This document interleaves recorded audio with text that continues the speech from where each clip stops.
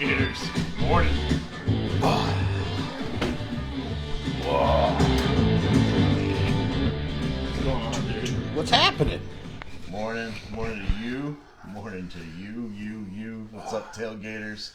Welcome to episode number 13, I think. Heading into week 13. number 5 of the NFL. We're on a little bye week, week 4.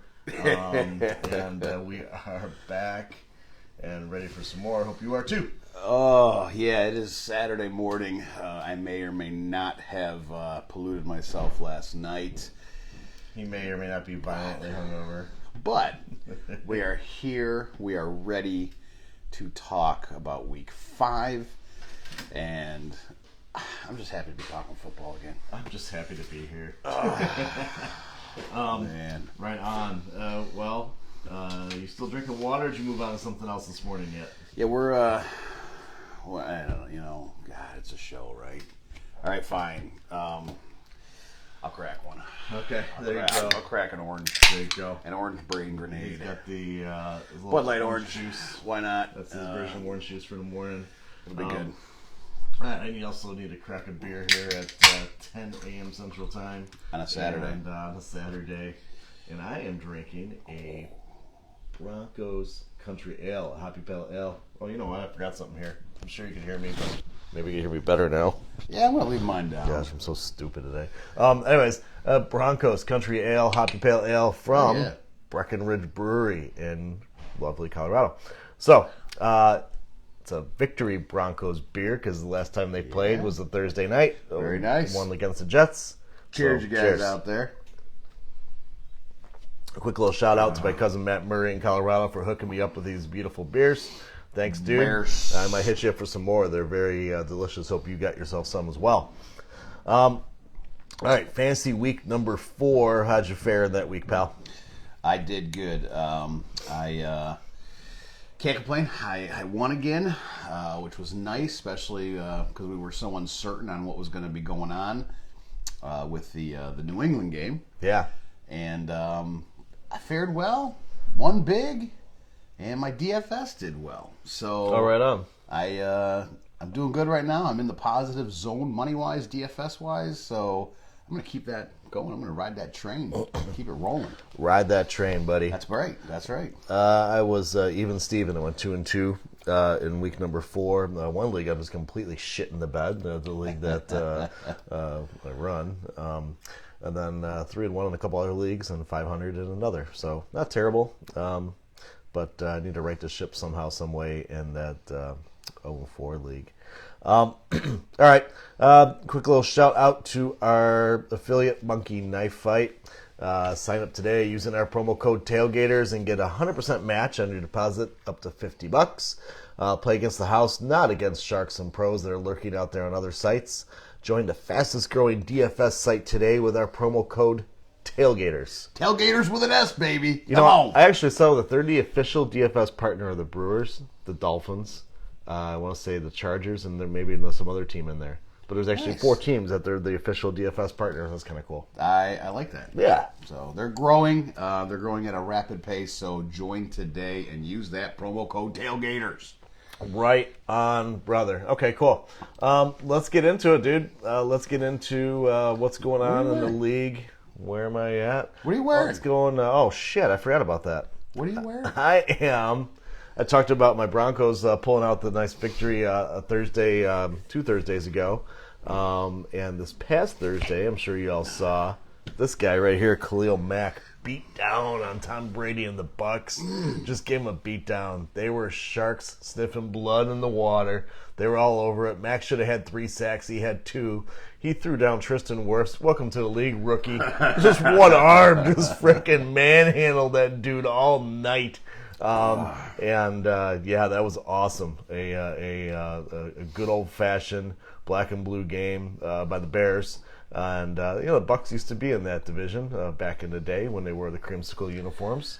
It was great to see. The only thing that was missing, the only thing missing in that game was I wish they had the creamsicle jersey. That'd been cool with the pirate sword in the mouth. Yep. Logo.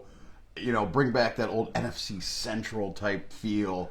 So other than that, I enjoyed the beatdown Brady took. Yeah. Brady, other than one game, he had a horseshoe come out of his ass and throw 5 touchdowns. I mean, he is... Welcome back to planet Earth, dude. Look, he is. He passes for anywhere between 230, 250, and he'll be lucky to get 1 or 2 touchdowns. Right. And, you talk about Mike Evans, and you talk about Chris Godwin, and you talk about all these receivers, and this is going to be great, and oh my God, look at what's going to happen. Mike Evans has, 3 touchdowns for a total of 4 yards? Yeah. I mean, really? That's crazy. That's fucking crazy, man. I like you, but you're crazy. Yeah, that's nuts. But anyway, so, yeah, me personally, though, I am wearing my Shane Falco jersey. Right on. Because, replacement players, right? Okay. And, something that we incorporated last week, obviously all the uncertainty that was going on in Fantasyland with the Chiefs and New England Patriot game. Yep. You weren't sure. Were they going to play? Were they not going to play? They moved the game to Monday night. There's still some uncertainty. Well, that's got some massive amounts of players in there that you're using. Tyreek Hill, Patrick Mahomes, Travis Kelce, Sammy Watkins, whatever. Julian Edelman, So what do you do if games are played Sunday, come Monday morning, somebody tests positive and they can't play that game, and your lineup's set? So we came up with what's called replacement players in our league. Yeah. And what we did was we gave teams the option to give a replacement player, whether it came from a waiver, a free agent, or somebody from their bench. They had to have those into us before noon on Sunday. And if that game didn't get played, those players that they named previously would be inserted into the lineup so they didn't lose points. Because I think that's what it really comes down to, Somebody who might have, me personally, I had Travis Kelce and the Kansas City Chiefs defense. If you got 2 players out, it's going to hurt you. So, you can almost say you're not going to win that game. And honestly, I won the game because of Kansas City's defense, so thank goodness for that with 19 points because they just destroyed New England in that game. But yeah, so it's something to think about. We're kind of curious too. What are you guys doing in your leagues? If there's games like this that are happening, do you guys have contingency plans in place? What if there's a forfeit? We were kind of talking about that a little bit this week as far as if there's a forfeit and the team automatically wins, it counts as a win for that team, but you got players on there. What happens? Yeah. One of the things we talked about with that, and I think it's a good move, is going with the player's average. So, you could be screwed. We talked about this the other day. If you have, say, this week you only have 2 teams on a bye, the Lions and Packers. But say if you have a week where you got 4 or even 6 teams on a bye, and you got 3 games that are canceled, you could have up to 10 to 12 teams that aren't playing that week, and that really F's up your league. This can probably affect just about everybody. Yeah. So I think the right thing to do is if it's a legit forfeit or what have you, then you give the average of that player. Yeah, and I think that's kind of the way you have to move forward with that. Like I said, it's uncharted territories what everybody's going through. Yep. I mean, hell, I still personally am not that confident Tennessee Buffalo's going to play Tuesday. And with the way Buffalo's got the offense this week or this year, I mean, are they going to, you got Stephon Diggs that could be out. You've got a Josh Allen, Devin Singletary, a Cole Beasley if you need a flex or a John Brown. I mean, there's so much there that can really affect a lot of fantasy teams. And we're talking about big scores. Oh, yeah. The Titans, Derrick Henry is a first-round pick. Corey Davis is already out, but he was putting up double digits every week before this bullshit. Ryan Tannehill's not a terrible streamer at quarterback. He's got a possibility to get you 20-25 at any time. So, yeah, there's a lot of key players that could be affected. On the flip side of that, there's a positive. And again, something we talked about this pre-show here is by spreading shit out, you get a football almost every freaking day. So we just had our Thursday game. We're going to have games tomorrow. Yep. We're going to have 2 games Monday night, possibly a game Tuesday night, and then again on Thursday. And then if more bullshit happens, do we get a Saturday game? Don't know, but we're going to get the NFL spread out more. And this was actually talked about, too, by all the experts before the season happened. They're going to see some more spreading out of games. And to me as a fan, I don't mind that. I can turn on the TV almost any night of the week, and I'm going to catch a live NFL game. Fuck yeah.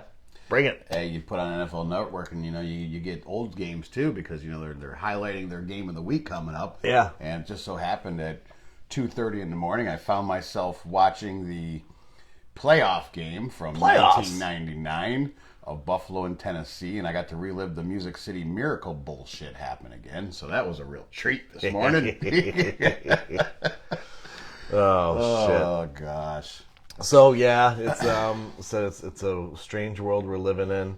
I don't need this anymore, but we'll see. We'll see what happens. Like I said, as of right now, they have the Bills and Titans scheduled for Tuesday. I hope it happens, because what else am I going to do on a Tuesday night? And I also have some stock in the Bills and Titans in my fantasy teams. Well, and then too, what does that do for the Thursday night game? We all know that Buffalo playing on a Tuesday, they won't be playing Thursday night football against Kansas City. No, that game, as of now, has been moved to Sunday. Is it Sunday or just later in the week? Sunday. It is Sunday for sure. Yep. Okay. They moved it to Sunday as of now, which, all right. So now what do? Do you put somebody in a Thursday night slot? Do you have enough time to be able to say, hey, by the way, guys, you're now playing Thursday night? Sure. There might not even be a Thursday night game. Yeah, that would suck. It's hard to say. That would suck if we lose our Thursday night game. I don't know if they've actually slotted anything for that quite yet. No, I just checked the schedule, and there's nothing there. But again, they're not the greatest at updating their site usually either. So no, they're not. Well, I think right now is they don't know what they don't know, and well, and what does that do for NFL Network? I mean, they bank their season off of Thursday night football.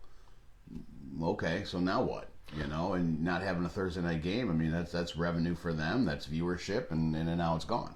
Yeah, so. Stupid, what's it called? ESPN shows Kansas City Buffalo still on Thursday night. Yeah, I think they all have that right now, which we all know is not going to happen, which also sucks for Buffalo not having that primetime game. Right. And, this is a year where we actually got 4 of them, because usually we're lucky to get 1, and now you take one of those away. Yeah. So, I mean, right now, as of 9 o'clock our time this morning, the Titans had no new positive tests. They're planning on reopening the facilities today. So, assuming everything goes well today, tomorrow, even Monday, I would assume that game would go on as planned. The Patriots, too, same thing. No new tests there. They're reopening their facility today. So the Patriots-Broncos game should be happening Monday. And Monday, late afternoon. That we know is today. 4 o'clock Central Time. Yeah. 4:05 kickoff 4 o'clock on game. a Monday. Right. So looks like I'll be getting out of work early on Monday. Especially me as well. If my Broncos are playing, I will be there watching. So yeah, 4 o'clock Central Time. Start tailgating at noon? You betcha. Liquid lunch. I'm going to tell the boss right now. Wait, I am the boss. And then the Jets, same thing. The Jets, actually, they received a false positive on Friday. So all signs are pointing to the Jets being able to play their game against the Cards in week number 5. Yeah, kind of, and that's what happened with, was at New Orleans last week, where I believe it was Burton. The game was in jeopardy because of a false positive. And that's something else you got to be watching out for with these tests. I mean, there's nothing 100% accurate. No. So, obviously, I think what is accurate is the fact that the Tennessee Titans have really screwed things over. I think they really hurt a lot of the other teams. And hopefully the NFL does come down hard on them. So did you see the shit, too, about Ian Rappaport? So Ian Rappaport, a NFL reporter who's pretty well respected in the industry. Very well respected. And, he's been suspended for 2 weeks. And I'm still trying to figure out what he said that was so bad. Apparently he wasn't supposed to be reporting, or wasn't approved to report about the Titans practicing at the high school. I don't know. That's the only thing I've heard. If anybody knows anything different, let me know. But that just, really? I'm not understanding that. I mean, he is being a journalist. Yeah. A good journalist. Yeah, nothing wrong with the guy. He found out and was reporting on the Titans going to a private school knowingly that they weren't supposed to be practicing, Right. And he reported on it. And now he's suspended for 2 weeks. And it's kind of odd because that came down from the actual NFL. Yeah, I know. So, very interesting. Kind of curious to know a little bit more behind that. I am as well. So, anyways, yeah. So that's what's happening there. With some COVID news and when games are being played and what have you. We're going to change it up a little bit this week and kind of just run you through just about every game and talk about what's happening with those teams and players. No six packs this week. Sorry about that. And no true false. We're doing a little change up. Change it up a little bit today. Rather than same old. We're giving it a different format. Hope you all like it. If you're not, tough shit. That's right. That's right. And I think I'm going to go just back and forth here. We're going to take a little bit of beer, a little bit of water. All right. You do you. Let's. We got a lot of games to talk about. Want to just get into some games here? Why not? All right. Yeah. We can kick off in Atlanta, in hot Atlanta. We got the Panthers coming in to face the Falcons. Falcons are laying 2 points at home. 54.5, a big number that's put on this game. So Vegas is expecting some points to be scored here. So get your Falcons and Panthers in your lineup. Teddy Bridgewater could be a good game for Teddy. Matt Ryan, his last 2 games have been subpar. He's been under 20 points fantasy-wise in his last 2 games. And Calvin Ridley fucking disappeared against the Packers. Put up a goose egg. Yeah. A goose egg. Now, he was questionable heading in to the weekend, but he has been cleared and is healthy and is ready to play. Is Ridley going to finally get off that snide here and get? I hate to say it, Alexander on the Packers. He's a solid defensive back and shut his ass down. So Ridley's going to bounce back, right? I think so. I mean, Russell Gage, I think, has been doing a pretty good job in there this year. Calvin Ridley has to. I mean, he started off gangbusters. I think this is a good week against a Carolina defense that does give up some good points. I mean, hell, look at what happened in the was it Tampa Bay? No, yeah, Tampa Bay game last week, right? Yeah. And I mean, they gave up a ton of yards to the Buccaneer wide receivers last week. Oh, that was the Chargers. So no, come on. Bullshit. When Brady threw 5 touchdowns, it was against the Chargers. Was it? Yeah. Ah, Jesus. Yeah, well. Hey, shows you where my mind is at right now. I know where my mind is at. But no, I mean, Calvin Ridley, yeah. I mean, you're not going to keep this guy down. He is a force with the wide receivers. I think he'll have a good day against Carolina.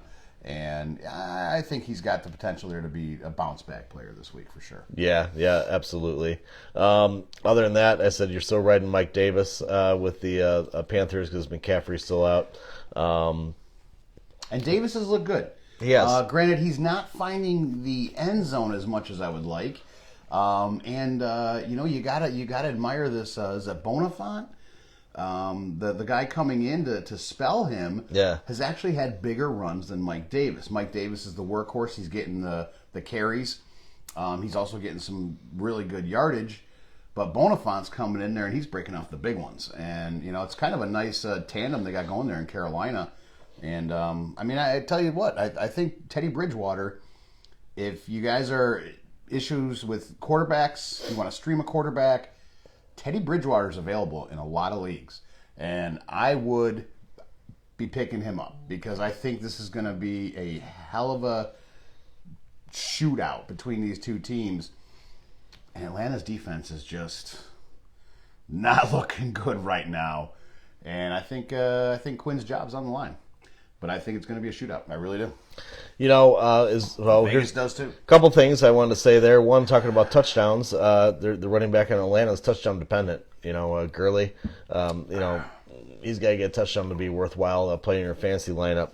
But the other thing I want to say here is Atlanta finally going to get a victory here at home against the Panthers. They're 0-4. They're 0-4. And my honest opinion and what I'm thinking is, they're due. They're due for a victory here real soon. Is it going to happen this week? I don't think so. Really? I really believe that Teddy Bridgewater, Davis, Robbie Anderson's coming on, DJ Moore. I've seen people leaning towards the Panthers this week. I do too. And It's going to come down to which quarterback does not make the mistakes, and Teddy Bridgewater's not making a lot of mistakes. So I'm in with Teddy Bridgewater in Carolina taking this game. Okay. I'm going to lean that Atlanta's finally going to pick up a W here. I mean, like Jay said, they're due. They're 0-4. They're at home against a division rival. So I think Atlanta finally gets off the block here and gets their first W of the year in week number 5.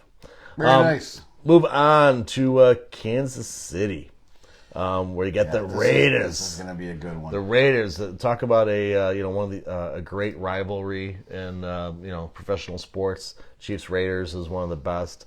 I wish there were fans at this game. I mean, there's going to be some Chiefs fans there, but not like it would be. Again, a great rivalry. Vegas, not the Vegas Raiders, but the Vegas. 55. I know where you're going with the line 55. that Vegas has 55, but 12.5. The Chiefs are favored by 12.5. Yeah. I think this game's going to be closer than that. That's a huge line. I don't think the Vegas Raiders are that bad. The Chiefs are good, but again, a rivalry game.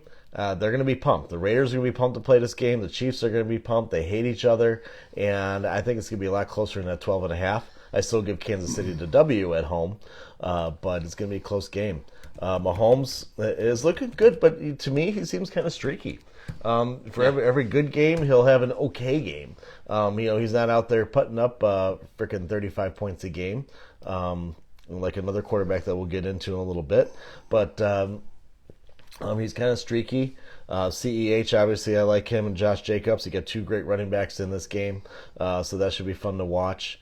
And Hunter Renfrow. I like Hunter Renfrow in the slot. I see him putting up, maybe 15 points this week, because it could be possible that the Raiders are playing from behind. And I see Carr looking for Renfrow quite a bit later in the game to get you some points in your fantasy team. Yeah, I like that. Touch on the 12.5. I mean, it's a large spread. It's a large spread. Last year, both games, Chiefs dominated. 28-10 in September, and then back in December, 40-9, and that game was in Kansas City. Now, we are talking about a different team, obviously, with the Raiders this year.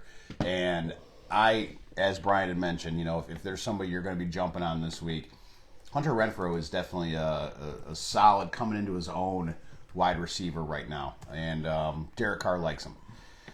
Kansas City, I tell you, Josh Jacobs is going to probably run quite a bit in this one. He got shut down last week against Buffalo. I believe he only put up 45, 48 yards on the ground last week. I think you're going to see him have a bounce-back game this week. I think Jacobs is going to run wild against Kansas City. So could the game be closer than this 12.5 they're predicting? My gut tells me yes. My gut tells me I would take action on that 12.5. 55 points, I don't know. I don't know if I see them hitting that 55 mark. I do think this might be a little bit closer than what people think.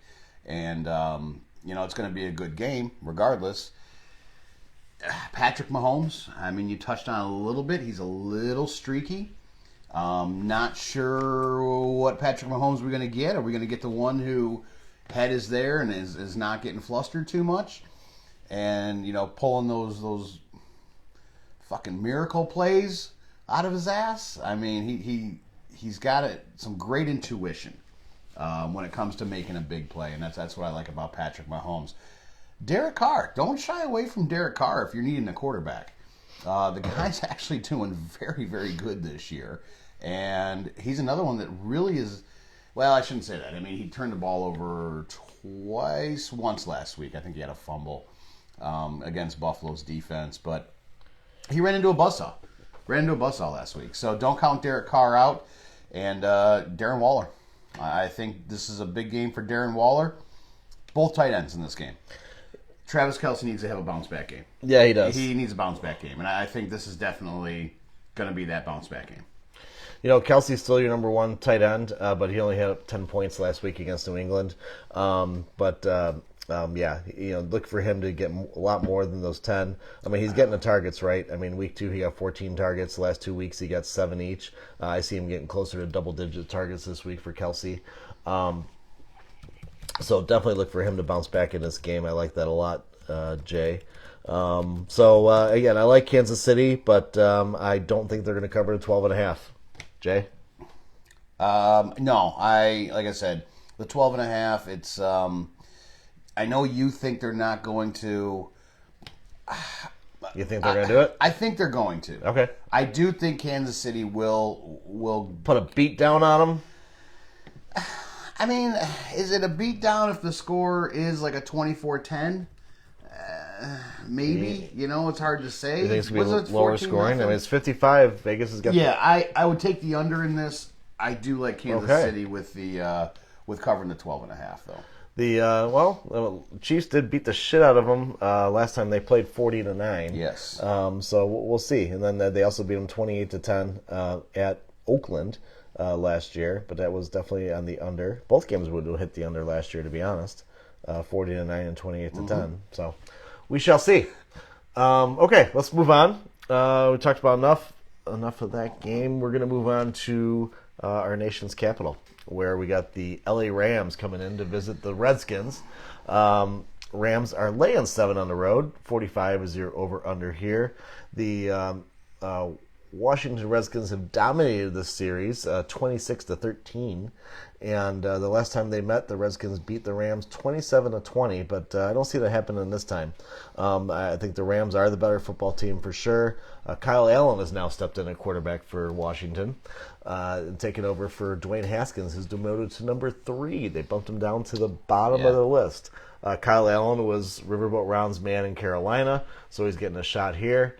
You know what I think this is good for is Redskins running back Gibson. Kyle Allen checked down like a motherfucker. He checked down like crazy. And who got that ball? CMC. So I think this is good for Gibson's owners. He could get a lot of checkdowns from Allen. So I like him a lot this week. But again, I like the Rams to get the dub. The other thing for the Rams, Cam Akers is coming back, which just clouds that backfield big time. So now you got Henderson, you got Akers, and there's another dude. They got Malcolm Brown. So you got a 3-headed monster. Fuck. That's no good for anybody. Honestly, ooh, doggy. Honestly, I don't know if you put Malcolm Brown into this category too much. I think they've been really stepping away from Brown a lot in the last couple of weeks. Darrell Henderson, he's been getting the rock a lot. Cam Akers coming back. Are you going to feed the ball to Henderson? You're going to put Cam Akers back in there. I mean, it's going to be interesting to see what happens there. I mean, here's an interesting one though. With as bad as Washington is, and where they're at, they're only giving up 16.3 fantasy points a week to wide receivers. Wow. What's that say about Robert Woods, about Cooper Kupp? Are they going to have a dominant game? Because right now Washington is actually leading all NFL defenses with that stat. I mean, that to me is just incredible. It really is. Robert Woods, Cooper Kupp. I don't know. This could be a tough game for them. Could be a tough go. Kyle Allen, what's he going to do? I am 100% on board with what B-Rye has said with Antonio Gibson. I think Antonio Gibson is going to be a stud in this game. Gibson came on very well last week. Rushing, he had 22 points last week in most leagues. I like it a lot. Look, his stats rushing the ball are not that great. But out of the backfield, 4 catches on 5 targets, 82 yards. I mean, hell yeah. Sign me up for some of that in a PPR league. Right. Oh, yeah. No, I like that a lot. Yeah, and Kyle Allen, last year, coming in, he was a check down king. And he's going to do the same.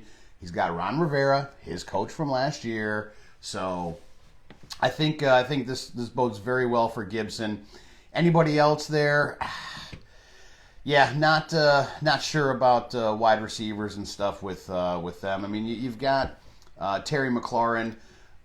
I think Kyle Allen could get him the ball a little bit more. I mean, in Carolina last year, DJ Moore had a really good year with Kyle Allen throwing him the ball. So could bode well there, but he's going to be blanketed. Jalen Ramsey's going to be all over him. So it might be a little bit tough with McLaurin. Definitely like me some Gibson in this. As far as where they're at, 45, Rams by 7. I think this is going to be a close game, believe it or not. And I do think Washington, though they're not going to win this game, I think they're gonna beat that 7. So I'll take Washington this week. All right, you're taking those points with Washington the getting Skins. the points. Okay, Yep. all right. Gibson. If you can, again, I like him a lot. If you can try to pick him up in your league with a trade or whatever, I think now's the time to do so. With Kyle Allen taking over. Some people are bitching about Haskins, getting the plug pulled on him already. They're like, well, Trubisky got a long time. Darnold's getting a long time. If I can look at Andy Dalton in Cincinnati, and they're bringing up all these other quarterbacks who got a long leash. And you know what? Shame on those dumbasses for giving them a long leash. I was just going to say, yeah. How many games do you need to see? I mean, okay, yeah, maybe a season. Okay, or, give me 10 games or so. After 10 games, you should know what you have there. So it took Arizona a very short period of time to trade away their first round, number 10 Josh overall, Rosen. Yeah, Josh exactly. Rosen. That's a great example for all those people bitching about it. Look at Josh Rosen. Yep. And where is he still? Where is he? Thank you. Is he in Miami or is he in? No, where'd he go? Let's think about this for a minute. Where the fuck did he go? You get drafted, Josh Rosen, at number 10. You tell all those teams above, I'm going to make every one of them eat their shit because they didn't take me. Just wait till I play them. They're all going to wish. Really? Because then Arizona got rid of you the next year, traded you to Miami, picked up friggin' Kyler friggin' Murray. Come on. Then he goes to Miami, right? What happens? You know what? We're going with Fitzpatrick because Fitzpatrick is obviously better than Josh Rosen. And by the way, Josh, we're going to draft Tua in the first round. Right. I mean, it's great that a team can actually do that. I mean, that takes a lot. When you draft a quarterback, number 10 overall, top 10, first round, and you get rid of him the next year. Miami trades for him, and they get rid of him the next year. What does that tell you? And giving out a leash like they're doing, like Trubisky. Yeah. I'm sorry. Yeah. You knew the writing was on the wall. Way too long. You know what? Haskins, I don't see it. I never have seen it in him. So that's just me. No, me neither. Ron Rivera is a very smart individual, a very good coach. He doesn't see it. There's no sense moving forward and continue losing games when you know the quarterback doesn't have it. And when you don't have it, the NFL stands for not for long. He's not for long in this league. I don't think so. Nice knowing you. And why do you think he brought in Kyle Allen? Right, exactly. Somebody he knows. Somebody he knows who could read a defense, who could be competitive on the field. All right, let's move on. I'm actually surprised that there's been so many games between these two teams. I kind of feel old right now. The Texans and Jaguars. Texans lead the all-time series 23-13. Wow, 36 games between these two teams. I thought it'd be a lot. Yeah, that's a lot. Yeah. Anyways, last year Texans beat the Jags twice. Beat them by 1 and beat them by 23. And this time at Houston, they're favored by 6. 54 is actually a big number. Expecting good things out of Deshaun Watson this game. Gardner Minshew and company are coming in, looking to get the upset on the road. And I like the Texans here. I like Deshaun Watson. I think this is a great game for him to put up maybe 25 or more points. Excuse me. The Jags are 1-3. The Texans are one of the few teams who have not to get a victory this year, along with the Jets and Giants. I was going to say that. New York, they got 3 zeros. They got 2 teams without a win and 1 team without a loss. No, they don't. New York has 1 team with 0 for losses. And that's what I said. Right. That's what I said. And then, but you also said that you had they got 2 3. teams. I said they got 3 zeros. 2 teams without a win. But 1 team without a loss. Don't play in New York. Jesus Christ! Come on, man. I mean, hey, my! Look, I might be hurting, but my brain was there with that one, man. Oh, jeez. Now New Jersey, on the other hand, New Jersey's not looking so good as a state that hosts an NFL team. Okay. Anyways, talking about winless teams, and the Falcons are there too. I mentioned the Falcons are going to get their first W. I think Houston gets their first W here against the Jags. Again, I'm looking for a good game out of Deshaun Watson. Going to get done with his legs and through the air for you. Maybe Puke Johnson or David Johnson might have a good game. We'll see. And Gardner, or what's his face? DJ Shark. Baby Shark looked really good last week. He came back with a vengeance after missing a week with an injury. So give me some Baby Shark and Deshaun Watson. What the fuck? Hey man, it's all right. It's all right. You know, both of these teams. I'm a complete idiot this morning. Both of these teams give up a lot of points to running backs. The Houston Texans right now are Texans. We're both fucking stupid. This is great this morning. I love the show where we just let's just go ahead and do this thing. Anyway, Houston's given up an average of 27.9 points a week to running backs. That bodes really well for James Robinson. I really like this kid. He's been coming on strong, but mad runs. I think he had 100 yards last week, if I'm not mistaken. No, just under 75. Over 100 all-purpose yards with 4 catches and 32. He's got to get in the end zone here a little bit more. I like what the kid's doing, and I do believe he's going to have a big game this week. And I know you're talking about Dookie Boy and the Johnson boys over there in Houston, but actually Jacksonville also. They're giving up just under 25 points a week, fantasy-wise. So to the running back, I mean, this could be maybe a good one for Johnson. Don't know. We'll see. I kind of liked Will Fuller last week. Finally getting some touches there. Should have had, damn close to having 2 touchdowns there at the end of the game, man. It just, obviously the rock was turning a little bit. I like Will Fuller in this game. I think that'll be really good. Hopefully he gets on track. It's more going here with Deshaun Watson as they move forward. We missed big news in Houston. Bob. Gone. He gone. TJ Watt, TJ JJ. Jesus, Derek, why can we can't. Derek, dude, TJ, we're moving on from Houston to JJ. Jacksonville. We just cannot talk about. All right, we're game. moving off this game, but the Bob, he's gone. JJ Watt apparently had a big Watt blow up said, and was the final straw. Why is that the final straw? Because this guy's been an idiot, and we've talked about this in our show in the past about all the bullshit that he's fumbled. Yep. So that's a good thing for the Texans. Hopefully, y'all get a good coach in 2021.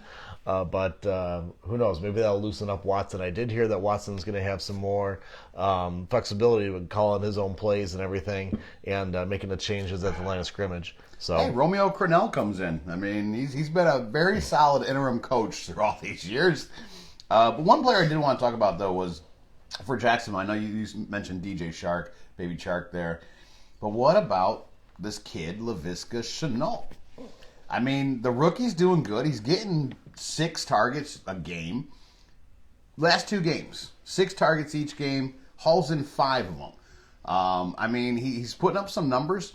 Just needs to find the end zone. But the kid is good. And I kind of like some things about him. I mean, I would be having Shenault on my team over Keelan Cole if you're struggling for a wide receiver. Ooh. That's just me. All right, let's move on. We are going to go to New Jersey. We're going to talk about the Cardinals and Jets. Yay. Only the 10th time that these two teams have played. Last time Arizona beat the shit out of them 28-3 in 2016. But the Cardinals have actually shit straight down their leg the last 2 weeks against the Panthers and the Lions. 2 games that they should have won, that they lost. And now they're going on the road again against a Jets team who has yet to win. And another game that they should win. Are the fucking Cardinals going to be able to pull it out? They're favored by a touchdown. But they're I don't want to call it a tailspin, but like I said, they have been shitting on themselves lately. Are the Cardinals going to be able to right the ship in New Jersey? Joe Flacco. Joe Flacco is getting the start in New Jersey. It should be interesting. I mean, Joe Flacco, he hasn't been right ever since his head got taken off by, who's gonna help me out? He used to play for Buffalo, linebacker for Miami. Anyhow, ever since he got his head taken off on a dirty play 3 years ago, he hasn't been the same. He just hasn't been the same. And, I'm kind of curious to see what happens. I mean, Jamison Crowder, this could bode well for Jamison Crowder. Could also bode well for what people wanted a lot of good things out of, their tight end Christopher Herndon. Shaq Lawson. So, no, it was not Shaq Lawson. Yeah. But anyhow, yeah, I mean, what has gone on with Arizona? Even Kyler Murray. I mean, he's putting up points. Last week, I think he had his lowest production last week. He had 24 points, but so far he's averaging 28.5 through his first 4 games. I'll take that. He's a QB number 6. People are thinking maybe around 4-5, so he's down a little bit from where you think he'd be, but he's doing solid. He has 4 TDs on the ground. He has 7 through the air. But his pass yards last week, only 133 yards through the air against the Panthers. But he's also got 6 turnovers, and that scares me. Yeah. 6 turnovers. We're talking 5 interceptions, 1 lost fumble. Yeah. And in 7 touchdowns passing and 4 rushing? I don't want those numbers. He's turning into Jameis Winston. He is really turning into a Jameis Winston. I think he's trying to do too much. I think it's hurting him. I mean, 133 yards passing last week. Now, the only person that I know of that can get away with that is Lamar Jackson. Yeah. Lamar Jackson can get away with throwing for 100 and some yards, but he's also then turning around and getting like 80 to 100 on the ground and scoring some touchdowns. So, is this going to be a good bounce back game for him? I don't know. They're on the road. They're heading to New Jersey. I'm not sure. I think New Jersey, they know they're fighting for Adam Gase. Maybe they don't want to fight for Adam Gase. I know I wouldn't. But, Joe Flacco coming in maybe gives them a spark. You look for something, and I think Joe Flacco could do that. I mean, he's won a Super Bowl and whatever. I mean, so I don't know. As far as the 47 go with the lines, I'm taking the under on the 47. I think it's a great under game. Yeah. As far as betting, I'm staying away from it because I don't know who the fuck to take. Yeah. I think Arizona wins, but maybe by a field goal. That's my guess. Play the kickers in this one. All right, let's move on to the Battle of Pennsylvania. How about Pennsylvania, that? baby. I like it. Yeah, there we go. Let's talk about a little Steelers versus Eagles here. Well, you've got Pittsburgh playing at home, haven't played in 2 weeks, right? Yep. So, a unscheduled bye, and what's that going to do with them? Have they lost any of their mojo? Big Ben, did this help him? Did it hurt him? It'll be interesting. I think it helped with Juju Smith-Schuster because now he's back because he was out there. So this could be good for him. I'm looking forward to this game. Should be a good game. Carson Wentz, I think it's safe to say they need to be putting in Jalen Hurts pretty soon. Wentz is struggling, and sure, they're having issues with their wide receivers, Jeffrey and Jackson. I mean, I get it. Add him to the list of long leashes. Yes, I would agree. I mean, come on, he is not the one that won. I mean, granted, he had a phenomenal year that year, but Nick Foles won that Super Bowl, which is why Nick Foles got MVP. It wasn't him, and he's not there. I'm sorry. And Miles Sanders. Where's he been? I mean, last year, he was having a great rookie year. Where the hell is he at right now? So I'm not liking this Philadelphia team. I think Pittsburgh couldn't play a better team coming off of an unscheduled bye than Philadelphia. I think this will be a great game for them. I actually like the over in this one, believe it or not, because I do believe Pittsburgh's going to put up probably 35 easy. That's my opinion on that. So this is the 80th meeting, and surprisingly, the Eagles have dominated this series. 48 wins to 28 losses and 3 ties. Speaking of ties, the Eagles have a tie already. They're 1-2-1, leading the NFC East, which is pathetic. The NFC East is just awful again. Bad last year. Last year they were, 7-9 could win the division, and I think you might be looking at it again this year. So anyways, I think the Steelers are the much a better team fundamentally all around. It's in the Steel City. They're favored by a touchdown. I see them winning by double digits here easily against the Eagles here. So give me the Steelers. Give me. I'll lay the 7, no problem. The 44.5. Jay, you said over on that. I'm taking the over on that all day. Not sure. I think that's pretty close to where it's going to be. But I see the Steelers winning. Say, give me like a 34-13 or something. I think 35-10, baby. I think it's gonna be 35-10. It's gonna be a ass beating for the Eagles. Steelers are much better, so I'm gonna move on. Again, should be a fun game for the state of Pennsylvania.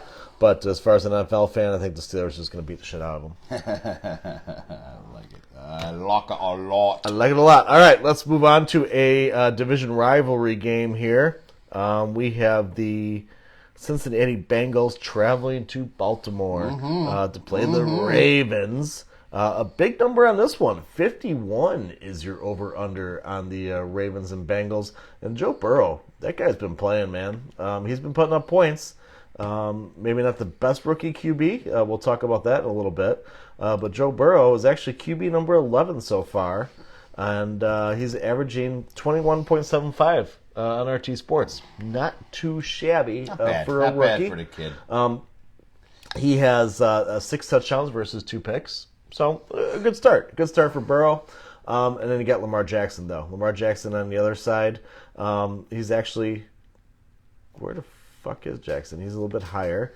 He's averaging 22.75. And again, Jackson is your dual threat. And he should be... the man to watch on the QB side in this game. I like division games. I think it's going to be closer than a 13, to be honest. I think divisional rivals always play each other. They always step up a little bit more for those games. Just like we talked about the Raiders and Chiefs earlier with the 12.5. I think that number's too big. Well, I think the Chiefs are going to win. I think that's too big of a number. Same thing here. Baltimore are favored. They're laying 13. I think that's too much. I think the Ravens will win, but the game's going to be a lot closer than y'all think. And I wanted to give you history here, if I can find it. The Ravens lead this series actually pretty close, 25-23. 23. Yeah. We got the Ravens actually beating the shit out of them last time they met, 49-13, and then they beat them 23-17. And I see this game probably some more of that 23-17 range this time around. Lamar Jackson. Yeah, he's nursing a little bit of an injury, but Lamar Jackson. Last year, Lamar Jackson against Cincinnati put up over 30 in both games. Only threw for right around the 230 mark, but he ran the ball and had massive amounts of touchdowns. So I like Lamar Jackson in this one to get you over 30. It's just he has a knack for playing Cincinnati, and I really think he's going to be the guy, providing he's 100% healthy. I think Joe Mixon, coming off the game he did last week, is going to come down to earth this game. I think Joe Mixon is going to have some rough waters this week. I don't think he's going to come close to putting up 42. I'm even going to go on a limb and say he'll be under half of what he put up last week because I just don't see it. I think Joe Burrow, it's all out there now. I believe on Inside the NFL, they had a little thing going with Joe Burrow, and he said he's trying to learn how to slide because he's not sliding too good either. You got to do that, Rook. He's taking some hits, and I believe it was his quote was, "Yeah, they hit harder in the NFL." So a little bit. He's feeling it a little bit. He's feeling it, and you've got a tough, snot-nosed defense in Baltimore. They have always had very good defenses. They don't put up with no crap. And they get up for division games. Harbaugh's always got them playing hard. So I think Burrow's going to have tough sledding this week. I'm not liking really anybody with Cincinnati in this game. And I like Lamar Jackson. So, okay, there you go. We are going to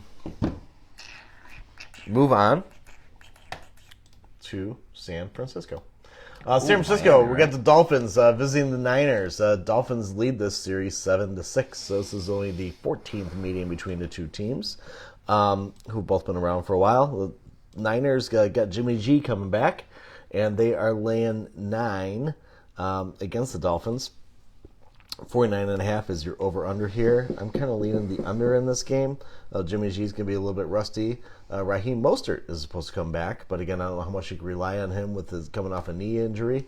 I think McKinnon is still the man for the Niners to own here in the backfield at the moment until Mostert's going to get back to full speed. But the Niners are getting a little bit healthier. Everybody's loving the Niners here. I do too. But something I wanted to ask here. So we were talking about leashes or what have you, or not leashes, but how about unleash?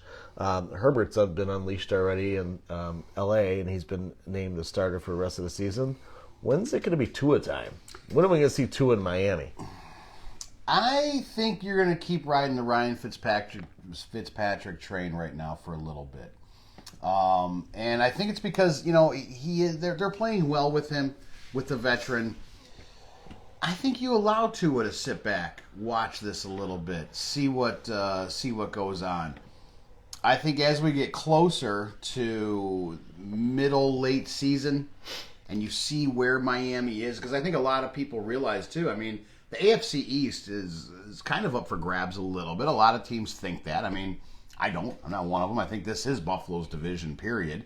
But with Tom Brady and everybody leaving New England the way they did, they think it opens a door. So every team's thinking they have a chance.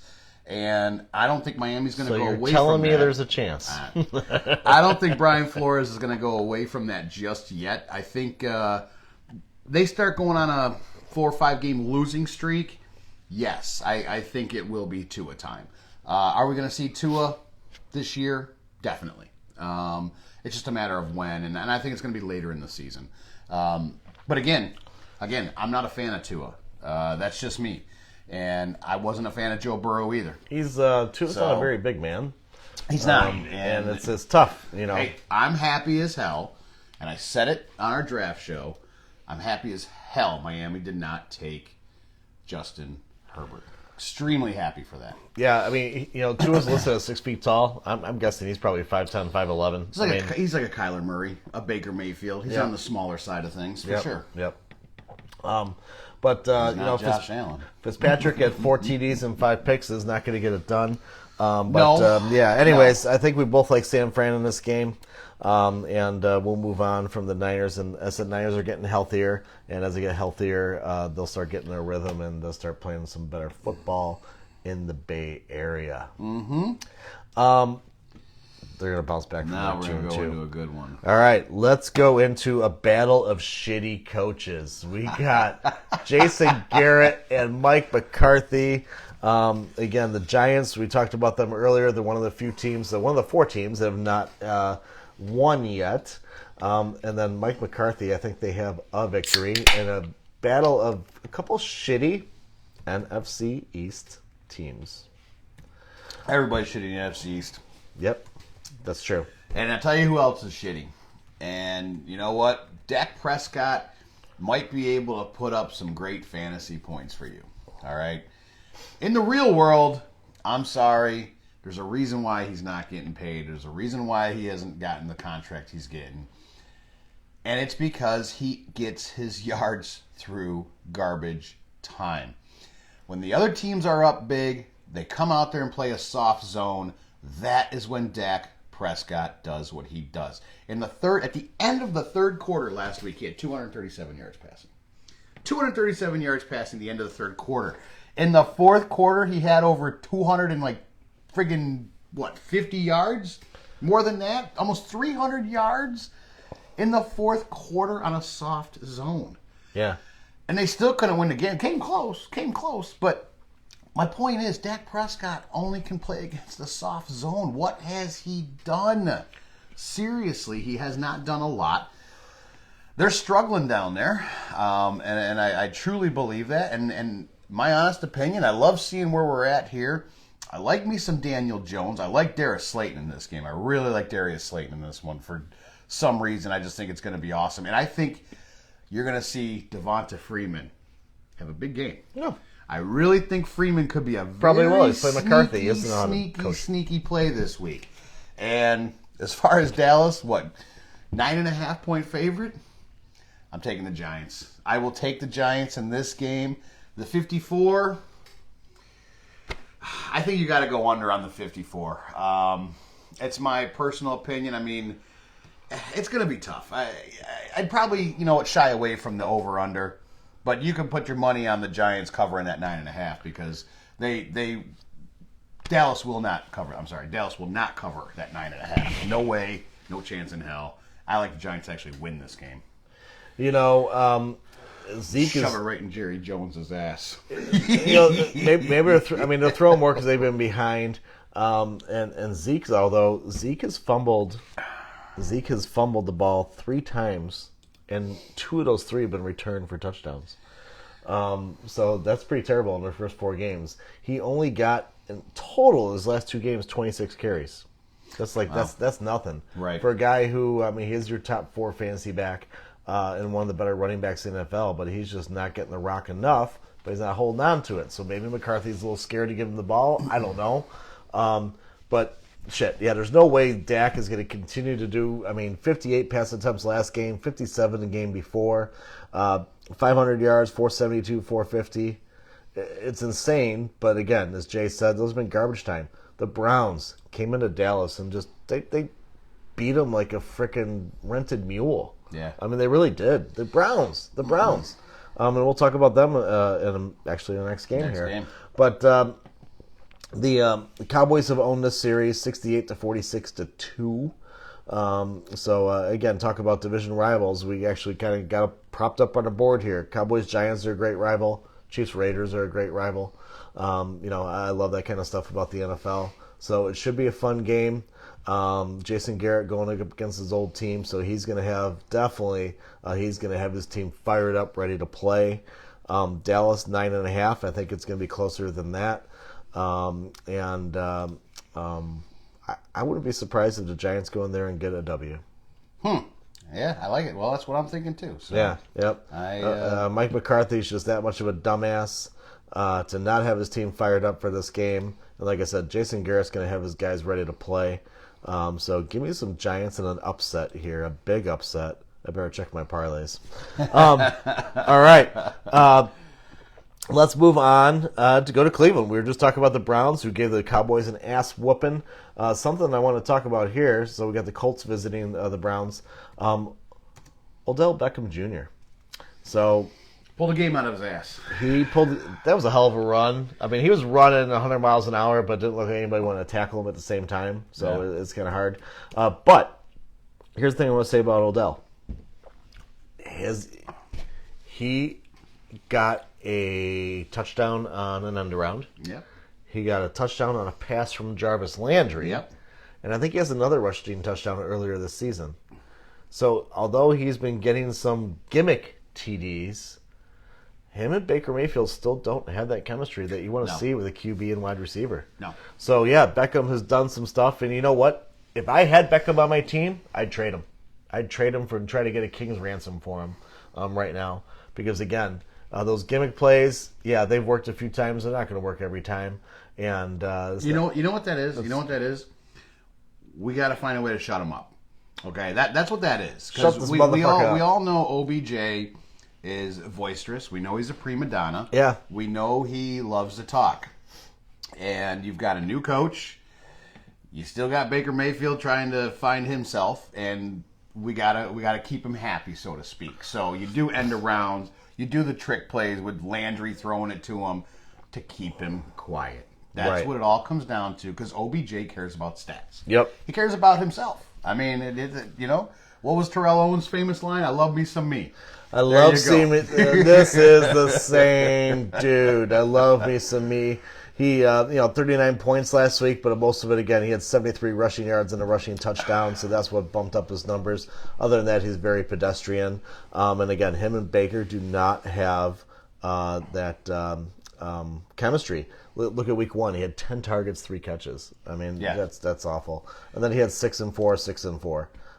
Whatever. So anyways, I'm not sold on him. Terrible blow to the Browns with Nick Chubb. Kareem Hunt is now the lead back there. Yes. And then I'm not going to lie, I'm happy. Well, if you're an owner of Kareem Hunt, you'd be happy. But I like Nick Chubb. I like the way the guy runs. He runs hard every time. But Dearness Johnson did pretty well filling in for Chubb with 13 carries and 95 yards. I did want to mention that this is the 35th meeting between the Browns and Colts, and it's tied 17-17 so far heading into this game. The last time they met in 2017, the Colts won by a field goal, 31-28, a high-scoring game. Colts D, they're the real deal, man. They lead the league in a lot of different categories. Yes. So the Colts D is solid. They're laying 1.5 here in Cleveland. I think it's going to be a tight game. 46, I'm going the under on the 46 points. And I'll take the Colts by a field goal again, just like they did back in 2017. Got two things here with I'm going to get into just real quick with this game. 9.5. 9.5 fantasy points is what the Colts are giving up to opposing quarterbacks. Holy. 9.5 points a game to opposing quarterbacks. That spells absolute trouble for Baker Mayfield in this game. And Baker Mayfield, other than last week, and it still wasn't a great stat week, but he had a very good week, he hasn't been doing a lot this year. And he hasn't been doing a lot since he's gotten in the NFL, to be honest with you. So I like me Indianapolis's defense. And Cleveland's giving up 12.9. They are fifth, giving up the fifth most fantasy points to tight ends. Which leads me to my second point. You need some Mo Cox. Get yourself Mo Cox. Because Phillip Rivers I just did a will face palm. be all over his tight end. I mean, he likes him. Hey, believe it or not, I played him last week. I don't mind if he got one catch, 13 yards, and a touchdown, because guess what? It gives me some points. That's all that matters. And he likes his tight end. Mo Cox has actually been coming up. Cox likes his tight end. Jay just Phillip said that Rivers on likes live. Mo Cox's tight end. Leave it right there. That's what we're going. That's why we're going to keep that one short. I'm moving on to Seattle, the Great Pacific Northwest, where we have the 18th meeting between the Vikings and the Seahawks here. Seattle leads the all-time series 12-5. Get your popcorn ready. 57 points is the over-under in this game. I can see a lot of points being scored. Seattle's been letting up points to everybody and their brother. I think Jay and I both have about 35 combined fantasy points against the Seahawks this season. Two guys I like in this game, two guys I like the most in this game, Justin Jefferson and DK Metcalf. Look for these guys, young wide receivers. Jefferson, your rookie from LSU, and Metcalf, your second-year man in Seattle. Look for these guys to put up some points and put on a show. I think it's going to be a lot of fun. Russell Wilson's actually had a really good start. The dude's last few years has been a slow starter, but so far Russell Wilson is your QB number 2. And averaging 33.75. I easily see Wilson getting 30 points in this game against the Vikings defense, who is letting up quite a few fantasy points this year to quarterbacks. It's not your typical Zimmer defense. It is not. And the Seahawks, though, they let up a shitload of points as well. So the Seahawks have been letting up an average of 26 points to quarterbacks. And where are your Minnesota Vikings here on this list? Vikings are 18-7-7, but I'm telling you, there's going to be some fireworks in this game. Give me the Seahawks, give me the over, give me Metcalf, give me Wilson, give me Justin Jefferson, and that's all I got to say. You know, you have the fourth worst defense against wide receivers in this one, the Minnesota Vikings. Giving up 31 points a week to wide receivers. Yes, this bodes well for both Adam Thielen and Justin Jefferson this week for sure. B-Rye's telling you about Justin Jefferson. I'm going to tell you this is Adam Thielen's get-right game. Adam Thielen, I believe, is going to go off in this one. I believe he's going to not find the end zone once, but I believe he'll find the end zone twice. Now let's go to the other side of the coin here with Seattle.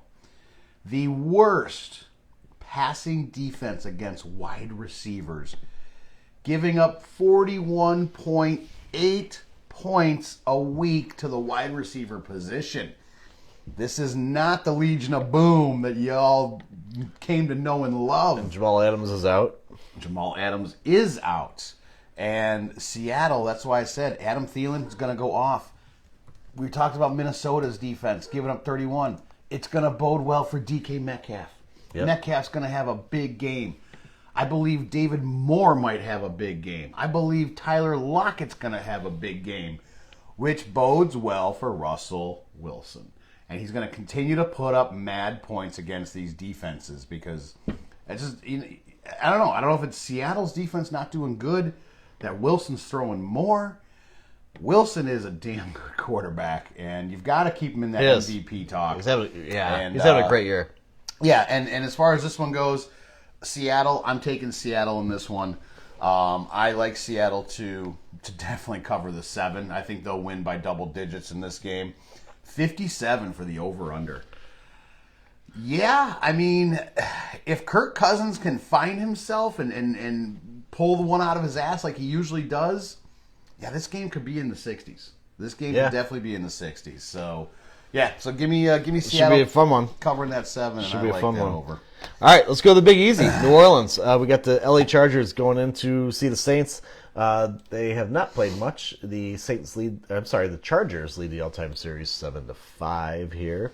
The Saints are laying a touchdown and a half a point there, so 7.5. 51 is your over/under. I like Drew Brees to have a solid game. I believe he's getting his number one toy, Michael Thomas, back. All signs point to yes on that happening. So give me some Drew Brees against the Chargers defense, who just let up 5 touchdown passes to old man Brady. Where the fuck did it go? The Chargers are 1, 2, 3, 4. They're number 5 against QBs, thanks to that performance by Brady. But look for Drew Brees to get you a good game here. He started off slow. Week 3, he bounced back finally. And look for him to rock and roll with Michael Thomas. So give me the Saints. Alvin Kamara is having a hell of a freaking year. He is your RB number 1 in most leagues. So Kamara, Brees, Michael Thomas is back. Sanders is still kind of getting his feet wet, but doing a little bit better. He is a low-end flex play. I would call Sanders at the best right now. Talk about the Chargers for half a second here. Justin Herbert. That guy has been playing great. He looks like the real deal. Jay called it at our draft party show here that he would be the best quarterback coming out of this draft. And the guy could play. He's a lot of fun to watch. A lot of fun. He's got the size. He's got the skills. He's able to read the D. The guy can get it done with his legs a little bit. Justin Herbert has been fun to watch, and he has been named the starter for the Chargers for the rest of the season. Tyrod Taylor, you're done. Yep. I think the Chargers fans have a lot to be excited about with this young kid. Definitely. Look, Justin Herbert is averaging over 20 points a game. Justin Herbert is averaging over 300 yards passing a game. Justin Herbert is averaging just under 2 touchdowns a game. He is good. And the New Orleans Saints are giving up over 22 points a game to quarterbacks. I think this plays well for Herbert. I think Herbert will be in that mid-20 range point total this week. I don't think this game is too big for him. I don't think he's going to be starstruck with Drew Brees on the other side because the kid has moxie. And he is just a very well-rounded quarterback. In my eyes, this is what I want in a quarterback. I want somebody 6'5", 6'6", he's got the 240, got a nice arm, smart. He's a smart individual with the football. I mean, not too many rookies are coming out passing for 300 yards a game. Josh Allen didn't even do that his first season, his second season. So I really like where this kid's at. I really hope Anthony Lynn does not screw this up. Last thing I want to see is Anthony Lynn screw over a young quarterback, because I think 9 times out of 10, these quarterbacks that everybody's high on that don't make it, the coaches screw him over. It's the way I look at it. It's the way I see it. So Yeah, I don't think Anthony Lynn's a long-time solution in I don't agree. No. L.A. No. for the Chargers. But Herbert, I do see him being there for a long time, and they need to get him a good coach that's going to help this guy grow and succeed in L.A. Like I said, they should be excited. Definitely. Very And excited. don't be surprised in this one. Don't be surprised in this one if the Chargers make this a game where we're talking like a field goal. I don't think the Chargers are going to have enough to pull it out, but it's going to be a lot closer, I think, than the 7.5 that they're giving New Orleans. Yep, absolutely, absolutely. Okay, well, where should we go after this? Let's go to New England, Denver, right? The next one on the docket. Foxborough, Monday afternoon football. Monday afternoon. God, that's awesome. You know, I'm excited about this game because it's Monday afternoon. It's the Broncos. It's the Patriots. There's a little bit of history there. The Broncos actually lead the series over the Patriots, 30-23. Last time they met, the Patriots actually handed our ass to us, 41-16. So yeah, go fuck yourself. Always sour over here, this guy. Always sour. Yeah. You want to? Anything you want to say about this? Yeah. I'll go into it before you do. So we've seen that obviously Hoyer's time has come and gone again in New England. Looks like they're going to be rolling with Jared Stidman, which, you know, he did okay. The kid did okay when he came in last week. Was he 5 for 13, 60 yards, had a touchdown, you know, good for him. 5 passes completed.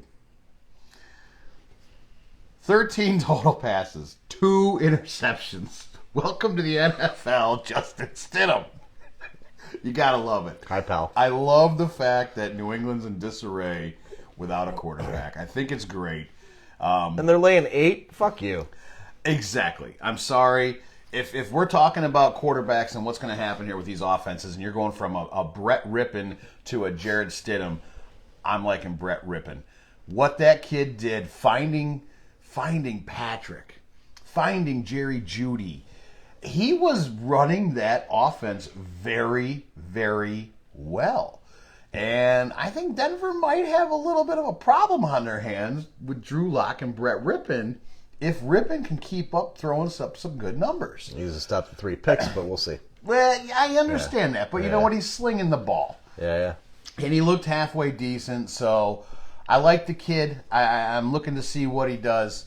And as far as the Patriots go, 8 points, Vegas. This isn't Brady. This isn't Cam Newton. I mean, seriously, 8 points? No way. No way in hell. I'll take Denver on the line all day. And 48.5, it's going to be under that. I like the under. I like Denver. And I actually like Denver to win this game, to be honest with you. Yeah, buddy. I like what I hear there. All right, so we got the Patriots. We got the Broncos. We got Tom Brady. We got Peyton Manning. Wait, what? No. We have Brett Rippon and Jared Stidman. What happened in a few short years? What the fuck? Yeah, 2 of the greatest quarterbacks of all time, and then 2 quarterbacks that nobody's ever heard of. But, you know, things change, right? Right now, season's changing. We're moving from summer to fall over here. The Broncos actually own this series 30-23.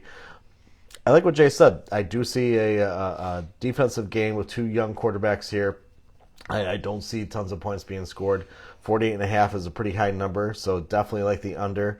And New England getting 8 points because they're at home. Is that it? Broncos just went on the road as a dog, and I think maybe they're laying 3, but whatever. They fucking won the game. Broncos still have a good defense. Even without Von Miller, Broncos defense, Vic Fangio has those guys playing ball. They're playing D. Rippon has got a game under his belt. He's going to learn. Hopefully he's not going to throw another 3 picks. Melvin Gordon is playing well. Philip Lindsay's back, so we got another option out of the backfield in Denver.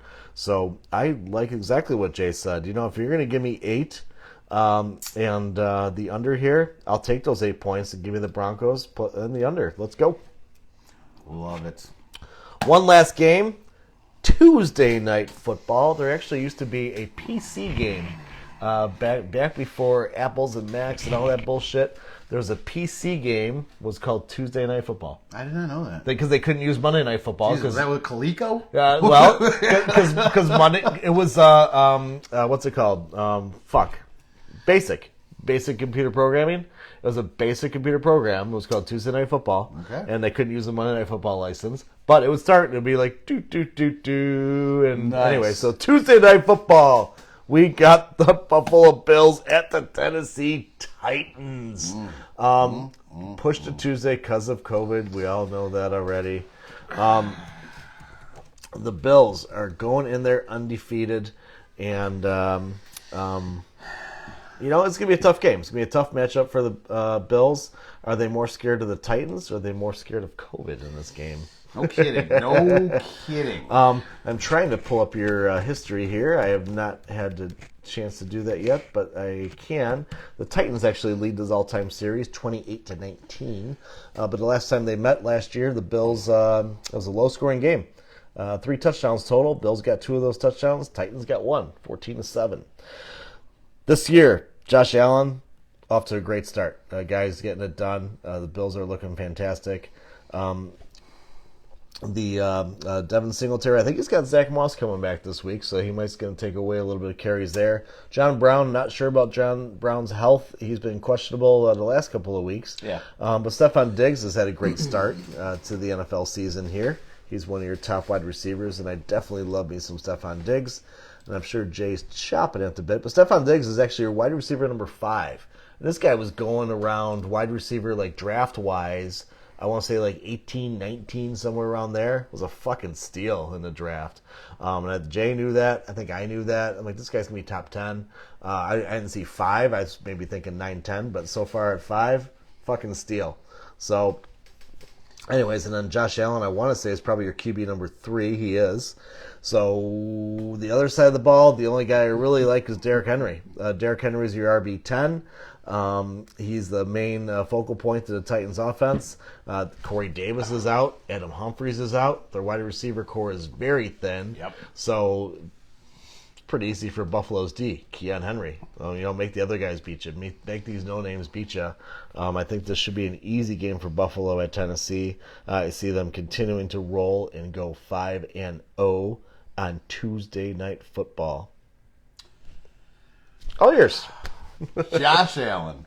I've been talking about him week after week, time after time. Here's something that you don't hear too much with Josh Allen. Week 1, 57. Week 2, 19. Week 3, 8. Week 4, -1. His rushing yards per game this week, or this year, down considerably. But what's up? Josh Allen posting up over 300 yards a game, posting up over 3 touchdowns on average a game. Josh Allen's accuracy is in the 70 percentile. What happened to everybody saying this kid's got no accuracy? Strong arm, no accuracy. He's one of the most inaccurate passers in the whole draft 3 years ago. 70 percentile, baby. I love what this kid is doing, which is why Stephon Diggs, John Brown, Cole Beasley, You dig? Gabriel Davis, rookie out of UCF. I mean, Josh Allen's spreading the ball around to everybody. He is leading that offense. And he is just, Buffalo's scoring over 30 points a game. 30 points a game. We used to have to rely on our defense to get us to where we wanted to go. We no longer have to do that. And last week, our defense showed up against Vegas. And with the addition of Josh Norman playing in his first game, all he did was wreak havoc all over, force fumbles, fumble recoveries. I mean, Josh Norman is awesome at what he does. I was glad to see him in a Bills uniform for the first time and on the field. Tennessee better watch out. Now, yeah, am I scared about this one? I'm scared. I'm scared for one reason, and that is this is the first game we're going to be playing since a team had a massive outbreak because they didn't give 2 shits about the league. That's how I look at it. And what I don't want to see happen is Buffalo leave Tennessee, and next thing you know, we have another massive outbreak in the NFL. And whose fault will it be? Tennessee's. That's what I'm scared about. Does Derrick Henry, Ryan Tannehill scare me in this game? No, they do not. Yes, Buffalo beat Tennessee last year, but it was also Marcus Mariota's team at the time. And after that game, and Buffalo went down to Tennessee and kicked their ass, that's when they made a switch to Ryan Tannehill. So is Tannehill going to do any better against Buffalo? Hell no. This is Buffalo's game to win. We're going to go 5-0, baby. It's going to be a great one. And Josh Allen will continue to be putting up over 30 points a game. That's what he does. He is going to end up being in the top 2. Mark my words. He's going to be a 1-2 fantasy quarterback by the end of this year. Yeah, buddy. Go Buffalo, baby. Okay. All right. Well, there you have it. You know what? Thanks all for joining us on a Saturday morning. What was I going to say? We gave you our picks, our insight, and we hope you are back to join us next week. We don't know when that will be, but you'll find out if you follow our page. Once again, don't forget to follow Monkey Knife Fight, the DFS site where you can get $50 matched on your first $50 up to 100% if you use the promo code Tailgaters. Tailgaters. So get on there, use that code. Thanks for watching. Thanks for playing. Good luck to y'all in your fantasy leagues and whatever else you do, your DFS and everything else. Yeah, buddy. We will see you next week. Next week, baby. Let's go. All right. Thanks. We're out. Oh, shit. Hang on. We're not out. Where are you going? We're not even out yet. Oh, Let's we're back. go here. Hang on. Hang on. We're back. No, wait. What's going on, Tailgaters? We out.